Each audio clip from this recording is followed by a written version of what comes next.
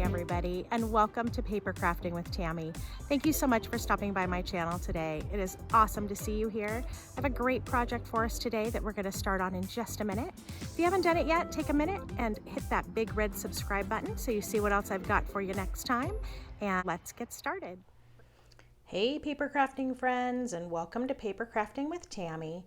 I just wanted to do a quick video today to show you a little bit about how I organize my stamps and die cuts.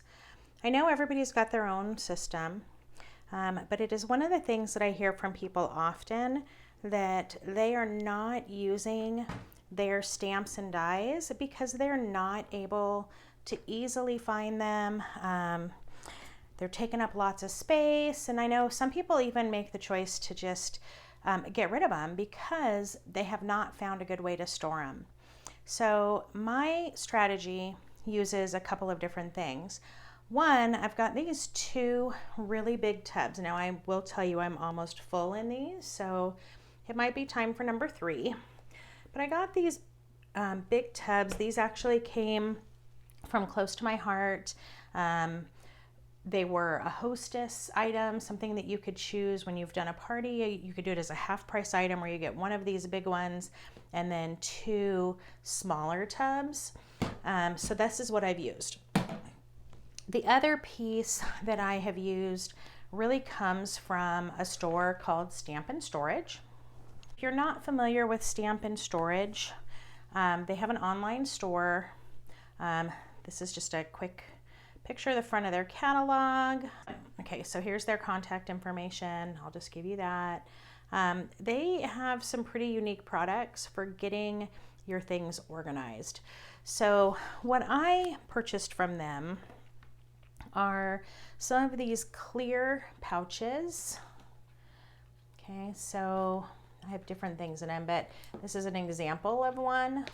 Okay, so they're these tabbed pouches. And I also got from them these magnetic cardboard pieces, and these fit perfectly inside the pouches. Okay, so I am able to organize everything through these, and that works out really well for me. So I'm just going to give you a little picture into some of my categories, and maybe it'll give you some ideas to get started. So the very first one that I have is sentiments, because I feel like no matter what kind of a card or thing that I'm making, I'm going to end up going for some kind of a sentiment. So if I have die cuts in these categories, I put them in the front, and it doesn't matter what package they came in. If it's just die cuts, no stamp that goes with it, I have housed them together under these different categories. Okay. If there are stamps that go with it, I keep the die cuts in the envelope with the stamps. Okay. But this is all sentiments in this whole section. So I'm not going to show them all to you, but if they were random little sentiments, like some of these are little gifty ones that I've gotten from my close to my heart person, and maybe they're in a little 2x2 square, I don't want to deal with those. So I take those out of the package and add them to just a clear acetate sheet and put them in one of these pouches. Okay, I have plenty of room here to add more if I get more in the future.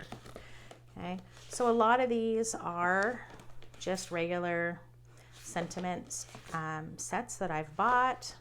Often I've been able to pick up stuff really reasonably. Other people are getting rid of their sets. I try to be thoughtful about what I add to my collection, but who knows? Probably not always. Anyway, so that's the sentiment section. Okay. When you get a little further back, still in an area where I'd be making cards and things, this is just a big thank you card front. And then I've got like a grid card front that I've purchased. And so all of the little tiny stamps that I think would go well with that grid card are housed right behind it. And that way they're easy to find if I want to go after that project. Okay. Then I get into just some basic shape stamps. If I'm looking for a heart, if I'm looking for a square or a rectangle, I'm gonna find them here. So again, I start with die cuts. Okay, so I have several that are just called basic shapes, but I know exactly where to go find those. Okay. I had a couple of little gifty things. This is a gift box, like in a gift bow. Okay, so those are there. Then we get into this other side, and it is flowers. So again, if it's just die cuts, no stamps, it starts at the front. So things that I have that are just really florals are here. Some layered ones, some stitched ones, and then there's some stamp and die cut sets, and then just some regular stamp sets that may or may not have die cuts. Okay, so all of those go in this section. So if I'm looking for a floral, I'm probably going to find it here.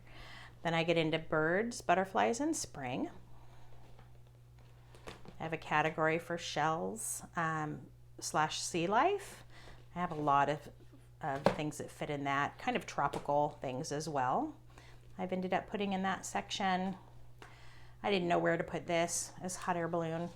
I really don't need a hot air balloon category, but I couldn't figure out where else to put it. Texture stamps, swirls, paisleys, textures where I keep like my watercolor backgrounds, swirls, paisley. Okay, so that's that box.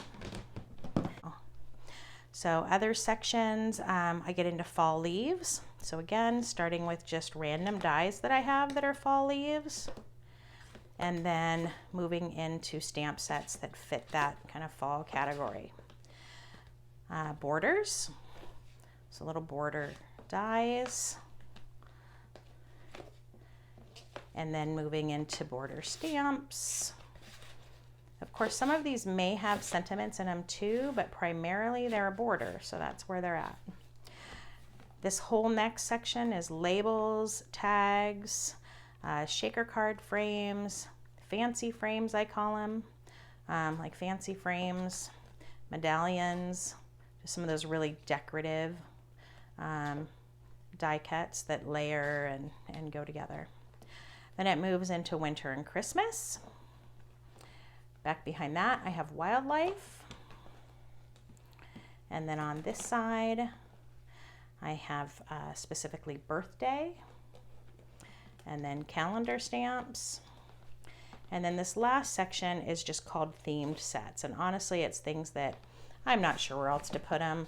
They're things that I have collected because I've bought maybe a card making workshop, something like that.